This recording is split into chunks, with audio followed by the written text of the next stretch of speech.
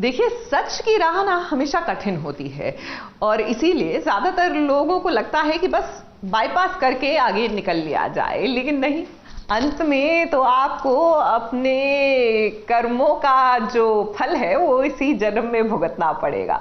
बहरहाल, अब मैं कर्मों के फल की और सच्चाई की बात क्यों कर रही हूँ, क्योंकि हम बात कर रहे हैं टीवी की सबसे सीनियर बहू की, जिन्होंने कभी भी सच का साथ नहीं छोड़ा है, फिर चाहे उनके खुद के रिश्ते बिखर जाए। और देखिए ना, अनुपमा की यही आदत अब क्या राही के ससुराल में भूचाल लाएगी? चलिए देखते हैं। मेरी मम्मी को भड़काना बंद कीजिए। अपनी लड़ाई लड़ने के लिए मेरी मम्मी के कंधों पे बंदूक मत रखिए। ऑलरेडी आपकी वजह से मैं और मम्मी बहुत कुछ झेल चुके हैं। देखिए, मैं आपकी शक्ल तक देखना नहीं चाहती हूँ, लेकिन मैं मजबूर हूँ, मुझे इसलिए यहाँ पे आना पड़ा सिर्फ और सिर्फ अपनी फैमिली की वजह से। मेरे मायके वाले सफर कर, हमारा बिजनेस सफल हो रहा है और अब ये चिंगारी मेरे ससुराल वाले तक पहुंच गई है। सो प्लीज, आपने मुझे मारने की कोशिश की, मैंने कुछ नहीं कहा, लेकिन अगर आप मेरे ससुराल वाले से बदला लेने की कोशिश करेंगे तो मैं ये बर्दाश्त नहीं करूंगी।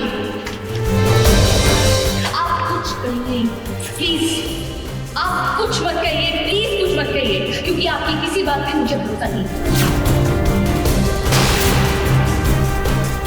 अपनी माँ अनुपमा को राही बहुत अच्छे से जानती है। राही ये जानती है कि अगर माँ को समझाने जाएगी तो वो कभी नहीं समझेंगी। अपना फैसला उन्होंने तब नहीं बदला तो अब क्यों बदलेंगी? इसीलिए वो जेल में राघव से मिलने आई है। राघव पर चीख रही है, चिल्ला रही है राही, या फिर यूँ कहें कि राघव को धमकी दे रही है। डोंट कॉल मी बेटा। रिश्ता बनाने की कोशिश मत कीजिए मुझसे, आप मेरे कोई नहीं।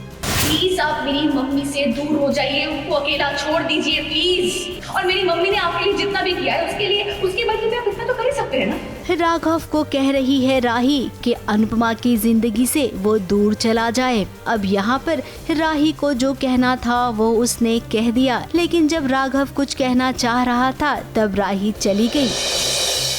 एक सच है राघव का, जो राही क्या कोई नहीं जानता है। और राही, आज आप इतना जो डांट डपट कर गई है ना राघव को, जब आपको सच्चाई का पता चलेगा तब आप उस दिन को कोसेंगी कि आपने कभी राघव को इतना कुछ सुनाया था। तो मैं हाथ जोड़ करके बोल रही हूँ कि प्लीज आप मेरी फैमिली से दूर रहिए। मेरे ससुर, मेरे ससुराल वाले, प्लीज उनको ब्लेम करना बंद कर दीजिए। अपनी वाइफ को टॉर्चर आपने किया, वो आपसे परेशान होकर दूर भागी, तो इसमें मेरे ससुराल वाले की क्या गलती? आप क्यों उनके पीछे पड़े? मुझे आइडिया नहीं है इसके बारे में कि राही क्यों सुना रही थी, वो उसका जवाब राही दे पाएगी। वहीं अब चलते हैं राही के ससुराल में, जहाँ पर गौतम और मोटी बा ने अपना खेल खेलना शुरू कर दिया है। राही के सामने वो अनुपमा की परवरिश पर सवाल खड़े कर रही हैं।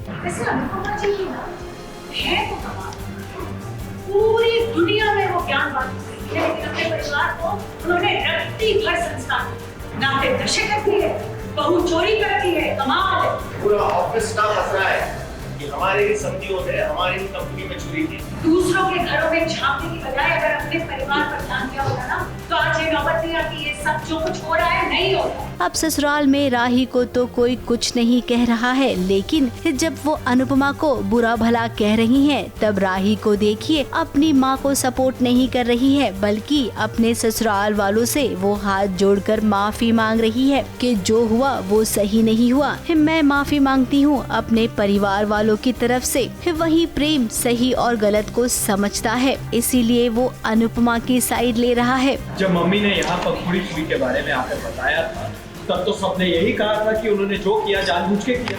तो गौतम भी तो वही कर रहा है। पुलिस को लेकर गए और पूरे मोहल्ले के सामने किंजल भाभी को अरेस्ट करवा दिया। तो ये कौन सा सेंसिबली काम किया इन्होंने? मम्मी की साइड मत लो प्लीज। और तुम मम्मी के खिलाफ क्यों हो रही हो? अगर मम्मी ने जो किया वो गलत है तो इन्होंने जो किया वो भी तो गलत है। गौतम को क्या फर्क पड़ रहा है, और गौतम और कोठारी परिवार इतना क्यों टेंशन में है कि अगर राघव हो तो कहीं पीछे कुछ और बड़ी स्टोरी तो नहीं है, तो इसीलिए।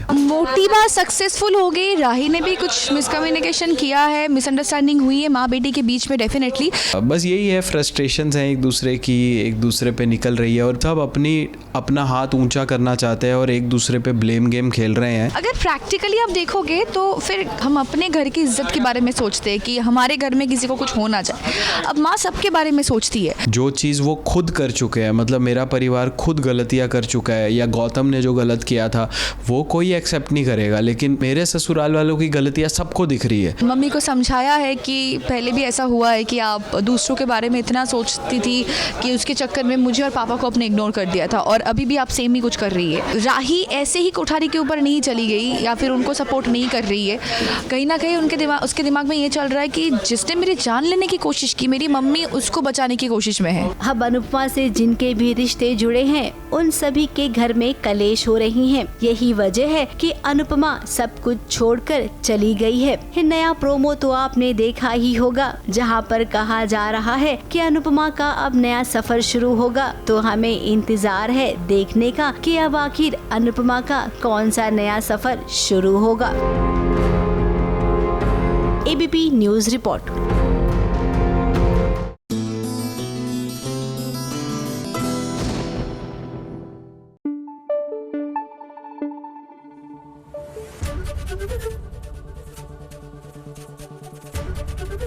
एबीपी न्यूज आपको रखे आगे।